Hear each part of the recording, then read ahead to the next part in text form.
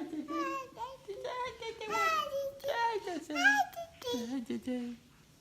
you know what time it is, honey? It's 6:30 in the morning. Are you going to school at 1? No. Where are you busy going? No, I did. What? My friend, it's sleep day, not high day. No. It's sleep day. Sleep day. Drink your milk and go back to bed. It's 6:30 in the morning, honey. Okay, up the chair.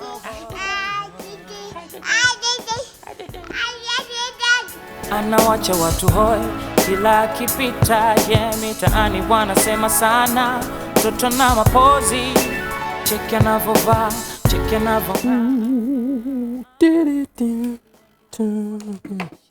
Coffee is truly life. Welcome to this week's webisode, man. I know it has been just like the longest time because sorry, coffee is life. Great. Welcome to the webisode, man. It's been over 4 weeks. A lot has been happening in our lives, and that's the reason why we've been quiet and stuff, especially on YouTube. But our IG family has been so totally entertained. Make sure you're part of the IG family, yeah? Make sure. Very important. Let's go straight into the show. A lot for us has been happening in this past month or so that we've been quiet on YouTube. One of the things that happened was I had to travel for the first time out of the country without Jay. Without Jay. Just imagine that. For me, that was really stressful. But I had to do it. You know, work is work. Somebody's got to go make a living. And if you're called to do something somewhere, you do it. So first stop was Kigali. Furaha yangu kwako nikuwa na wewe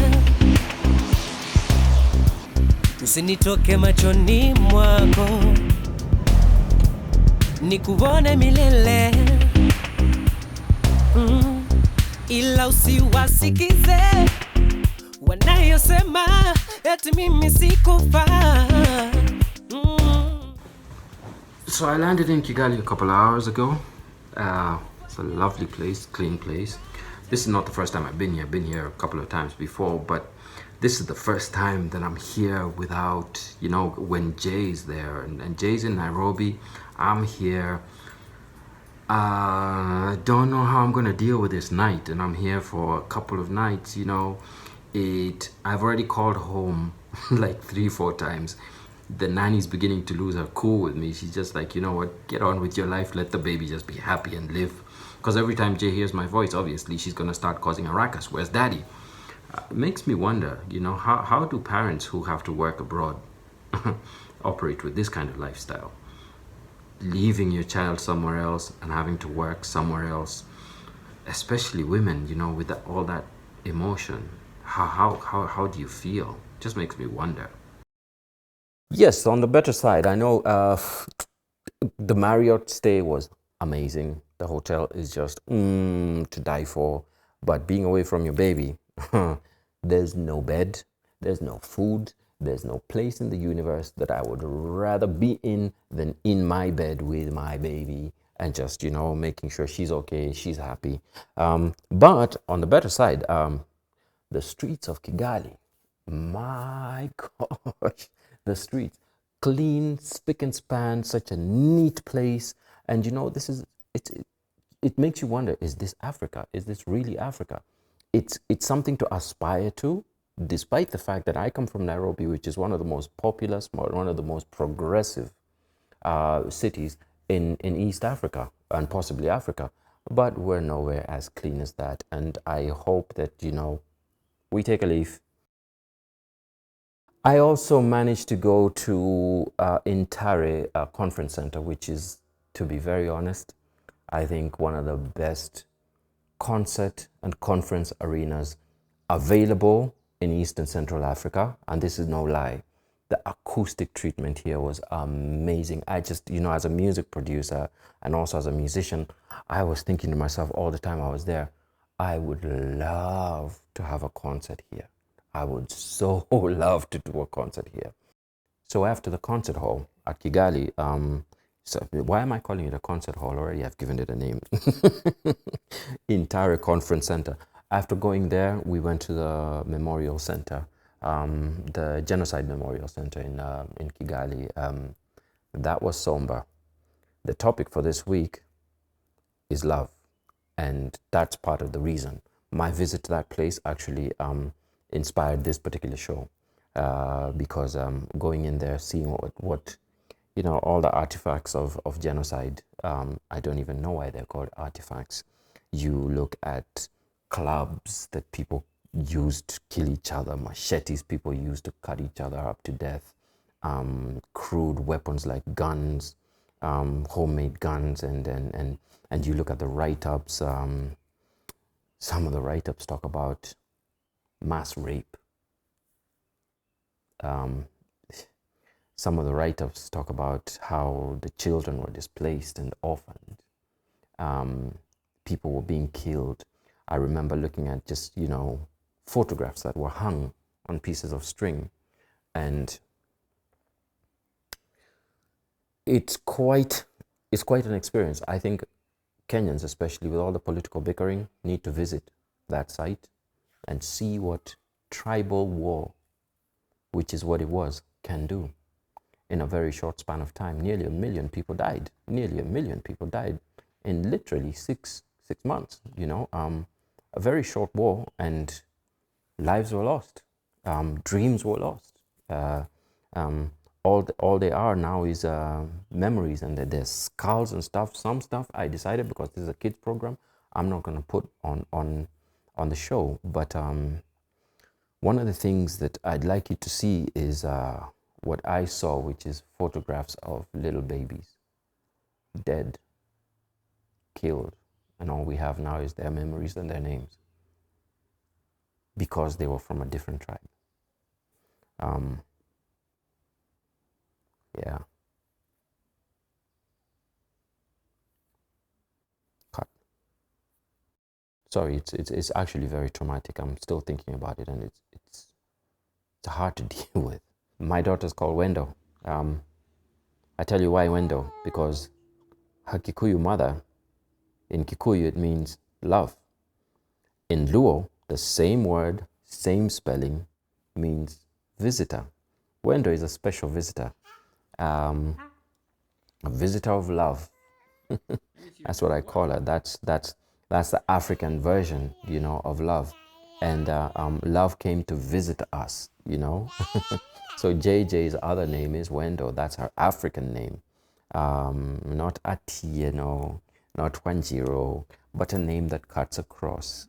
Because I wanted both tribes to own her 100%, because she's everything, you know. She's Kikuyu, she's Luo, and she's got other bits of, you know, heritage.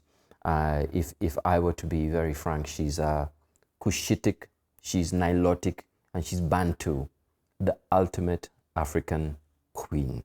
Imagine that. While I was in Kigali, I met with this really lovely fashion designer called Priscilla. Priscilla runs JAY. It's a children's fashion outlet and also a fashion house. She designs the stuff. She's got tailors. Now, there's a backstory to this, which one day I'm going to invite her so she talks about it. She's given ladies from less fortunate backgrounds opportunities to use their tailoring skills to make these clothes for these kids. And she gifted Wendo, or shall I say Wedo, a special gift. And I think we have a video of that. Doesn't she look lovely? She just ended up looking amazing in those outfits. Thank you so much, Priscilla. We hope that JAY is going to come to Kenya, because we love Rwandese fashion. And I also hope that it'll inspire you, Priscilla, to do a lot more stuff and spread those butterfly wings across the whole world. Hi, JJ. You've been outside playing. I got back from Kigali and my house was intact. My baby was intact. My soul was overjoyed because I had missed my little baby. And imagine it was only 2 nights. It got me wondering, how do these ladies who work in Muscat, Abu Dhabi, Dubai, Arab Emirates, Qatar, South Africa, and all over the place, Canada, US, and they leave their babies at home? How do you ladies survive? Because for me, hey, 2 nights was a trip. I couldn't sleep. I had a lovely bed, I had lovely food. I couldn't even eat that food really because I kept on thinking of my baby. How do you survive? It must be a nightmare. Leave a comment at the bottom so I can, we can have a conversation about that. And my heart goes out to you and I pray for you. As soon as I got back, I had to now focus on the move, and we had to move home. Jay has never known any other home. The first home, Pearl Court, where we used to live, now I can say where it was because, you won't come looking for me, was a lovely place. She was born there. Her first year of her childhood was spent there. Every single moment that she can remember with her mom was there. And that was her mom's very special place. Moving out of that place, I remember that day. It was hard for me because it was an emotional journey.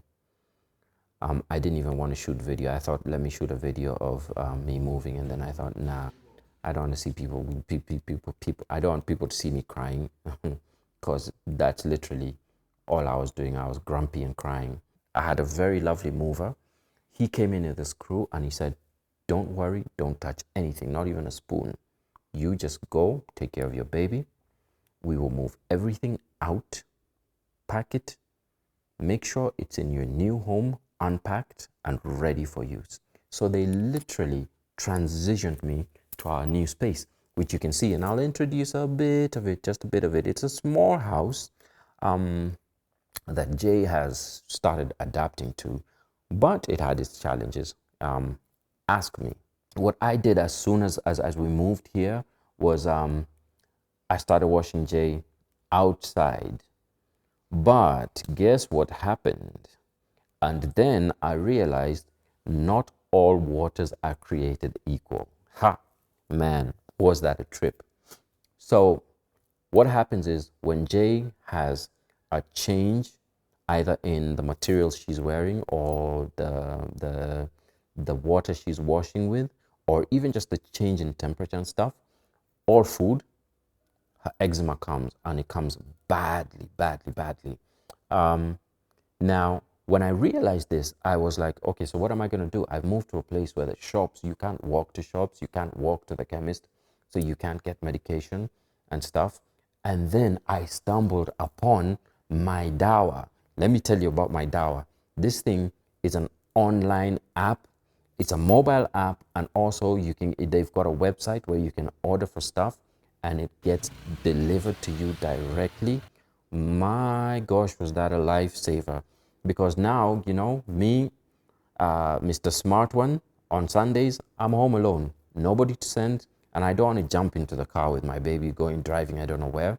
So I have to order with my Dawa, and within a couple of hours, you've got your medication at your doorstep. Lovely treatment. It's also very private, so you don't have to worry, oh, who's checking out what I'm getting, you know what I mean? Because you have to sign for the medication when you get it, and also it's very discreet. So we got some eczema medication for her, and we had a lovely afternoon, having a lovely shower. Thanks to my Dawa for that.